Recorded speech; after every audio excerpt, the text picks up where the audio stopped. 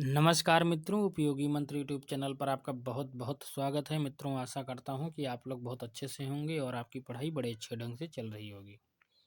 मित्रों, इस वीडियो में हम लोग उत्तर प्रदेश पुलिस भर्ती का प्रीवियस ईयर का क्वेश्चन पेपर देखेंगे और ये 26 अक्टूबर 2018 प्रथम पाली का क्वेश्चन पेपर है। तो चलिए वीडियो शुरू करते हैं बिना देरी के।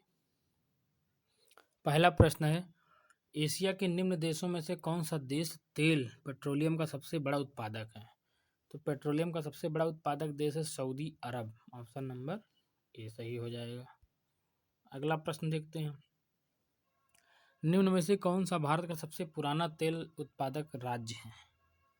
भारत में सर्वप्रथम पेट्रोलियम उत्पादन असम के माकुम में हुआ था 1867 में। तो ऑप्शन नंबर सी सही हो जाएगा। अगला प्रश्न है, अगस्त 2018 के अनुसार, ये करंट अफेयर 2018 का क्वेश्चन है, राष्ट्रीय मानवाधिकार आयोग के वर्तमान अध्यक्ष कौन है? हम लोगों को वर्तमान ही देखना है, 18 के अनुसार नहीं। इस समय जो है अरुण कुमार मिश्रा है राष्ट्रीय मानवाधिकार आयोग के अध्यक्ष। और राष्ट्रीय मानवाधिकार आयोग जो है एक वैधानिक संस्था है। इसकी स्थापना कब हुई थी? 1993 में। अगला प्रश्न देखते हैं, यह भी करंट अफेयर 2018 का सवाल है। अगस्त 2018 में भारत में दिल्ली पुलिस द्वारा गठित सर्व महिला स्पेशल वीपन्स और टैक्टिक्स यानी कि स्वात टीम में कमांडो की कुल संख्या कितनी है? तो 36 हो जाएगी। अगला प्रश्न देखते हैं, ये भी 2018 का करंट अफेयर, भारत ने मई 2018 में लैंड बॉर्डर क्रॉसिंग समझौते पर किस देश के साथ हस्ताक्षर किए थे? तो यह म्यांमार के साथ था उस समय। अगला प्रश्न देखते हैं, वर्ष 2016 के लिए भारत के राष्ट्रपति द्वारा अगस्त 18 में उत्कृष्ट संसदीय पुरस्कार से किसको नवाजा गया? तो ये जो है दिनेश त्रिवेदी को नवाजा गया था उस समय। इसका कोई मतलब नहीं है। अगला प्रश्न देखते हैं, अगस्त 2018 के अनुसार भारतीय प्रतिभूति और विनिमय बोर्ड यानी कि security exchange board of India, जिसको सेबी कहते हैं, उसके वर्तमान अध्यक्ष कौन है? तो 18 का छोड़ देते हैं, वर्तमान में जान लेते हैं। इस समय माधवीपुरी बुच हैं सेबी की अध्यक्ष, माधवीपुरी बुच। अगला प्रश्न है, दांतों की वर्धित छवि को देखने के लिए दंत चिकित्सकों द्वारा किसका उपयोग किया जाता है? तो दंत चिकित्सकों द्वारा मरीजों के दांतों को परीक्षण के लिए अवतल दर्पण का प्रयोग किया जाता है। इसमें बड़ा दिखाई पड़ता है स्पष्ट। तो ऑप्शन नंबर ए सही हो जाएगा, अवतल दर्पण। अगला प्रश्न देखते हैं, संयुक्त राष्ट्र द्वारा पीने, धोने, खाना पकाने और उचित स्वच्छता को बनाए रखने के लिए अनुशंसित न्यूनतम पानी की मात्रा प्रति व्यक्ति प्रतिदिन कितने लीटर है? तो प्रति व्यक्ति प्रतिदिन 50 लीटर पानी की आवश्यकता है संयुक्त राष्ट्र के अनुसार, 50 लीटर। अगला प्रश्न देखते हैं, मृत जीवों और जानवरों को खाद मिट्टी में परिवर्तित करने वाले सूक्ष्म जीवों को किस नाम से जाना जाता है?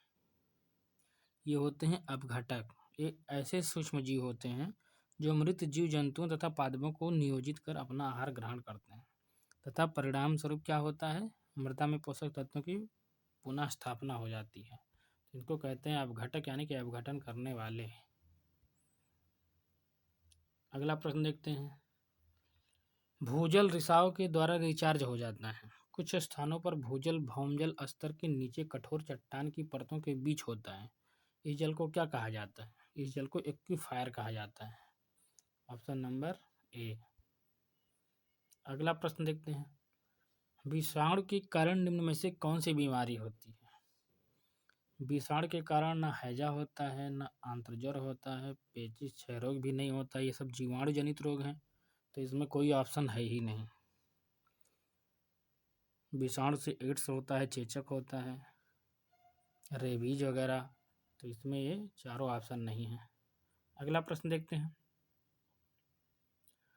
ग्रामीण आवास निधि को वर्ष में स्थापित किया गया था, किस वर्ष में? ताकि प्राथमिक ऋण संस्थानों को प्रतिस्पर्धी दरों पर ग्रामीण क्षेत्रों में लक्षित समूहों को आवास वित्त प्रदान करने के लिए धन उपलब्ध कराने में सक्षम बनाया जा सके। तो ये कब हुआ था? ये हुआ था 2008-9 में। ऑप्शन नंबर ए सही हो जाएगा।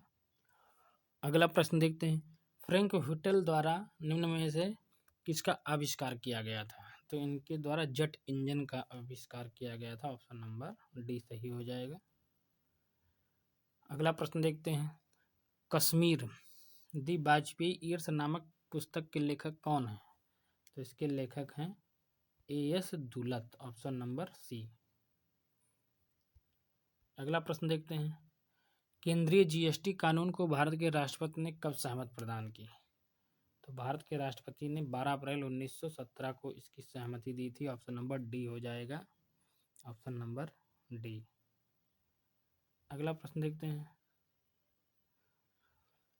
सूचना प्रौद्योगिकी यानी कि संशोधन अधिनियम 2008 27 अक्टूबर को लागू हुआ था। कब? तो ये लागू हुआ था 2009 को। ऑप्शन नंबर ए सही हो जाएगा। अगला प्रश्न देखते हैं।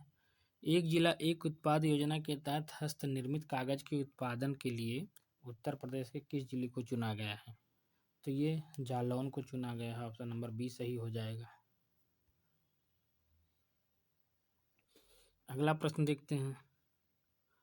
एशियाई खेल 18 के डबल ट्रैप शूटिंग में रजत पदक विजेता 15 वर्षीय शार्दुल बिहान उत्तर प्रदेश के किस जिले से रहते हैं? किस जिले से हैं? तो ये मेरठ से थे, हैं भी। अगला प्रश्न देखते हैं। आगरा और अवध के संयुक्त प्रांत जिन्हें अब उत्तर प्रदेश के नाम से जाना जाता है ने वर्ष 1921 में अपनी राजधानी को कहाँ से लखनऊ स्थानांतरित किया था? तो इलाहाबाद से हुआ था। ऑप्शन नंबर सी। इलाहाबाद से लखनऊ स्थानांतरित किया गया था। अगला प्रश्न देखते हैं। गौतम बुद्ध की मां देवदह राज्य के शासक परिवार से थी जो अब उत्तर प्रदेश के किस जिले में है? तो ये जितने जिले हैं ये कोई भी देवदह नामक स्थान से संबंधित नहीं है, क्योंकि ये उत्तर प्रदेश के महाराजगंज जिले से संबंधित है। तो ये चारों नहीं होंगे। अगला प्रश्न देखते हैं। वाल्मीकि का आश्रम ब्रह्मवर्त में था जो कि कहाँ है? तो ये बिठूर में है। ऑप्शन नंबर ए सही हो जाएगा। अगला प्रश्न देखते हैं। 1 जनवरी 1845 को उत्तर प्रदेश ने नामक पहला हिंदी समाचार पत्र निकाला जिसे गोविंद रघुनाथ ने संपादित किया था। वो कौन था? बनारस अखबार था। ऑप्शन नंबर बी सही हो जाएगा। अगला प्रश्न देखते हैं। जौनपुर के सरकी शासक सुल्तान हुसैन सरकी एक महान संगीतकार थे और उन्होंने किसके तर्ज पर बड़ा ख्याल विकसित किया था? तो ये ठुमरी के। Option number A. और ये जौनपुर की स्थापना फिरोज शाह तुगलक ने किया था और यहाँ का शासक वर्ग सरकी वंश से था जिसकी स्थापना इब्राहिम शाह सरकी ने किया था। अगला प्रश्न देखते हैं। भेड़ कुंड जहाँ अर्जुन ने द्रौपदी से शादी कराने के लिए मछली को निशाना बनाया था उत्तर प्रदेश के कहाँ है? ये फर्रुखाबाद में है। ऑप्शन नंबर सी सही हो जाएगा। अगला प्रश्न देखते हैं। उस ब्रिटिश गवर्नर जनरल का नाम बताएं जिन्होंने भारत में रेलवे का शुभारंभ किया था। तो ये लॉर्ड डलहौजी के कार्यकाल में हुआ था। ऑप्शन नंबर डी सही हो जाएगा। ऑप्शन और इसका कार्यकाल था 1848 से 1856 और 1853 में बॉम्बे से ठाणे के बीच चली थी पहली रेलगाड़ी। अगला प्रश्न देखते हैं। सांख्यिकीय मंत्रालय की रिपोर्ट 2017 के अनुसार भारत में किस राज्य में सबसे कम प्रति व्यक्ति आय है? तो ये बिहार था। Option number C. अगला प्रश्न देखते हैं। प्रसिद्ध संगीतकार अरविंद पारिख किस संगीत वाद्य यंत्र के साथ जुड़े हुए हैं? तो ये सितार वादक थे। Option number B. Option number B. अगला प्रश्न देखते हैं। ये फसल उत्पादन का 2018 का करंट अफेयर है तो इसको लेटेस्ट डाटा पढ़ के जाना है। इसको स्किप करते हैं। 29 नंबर।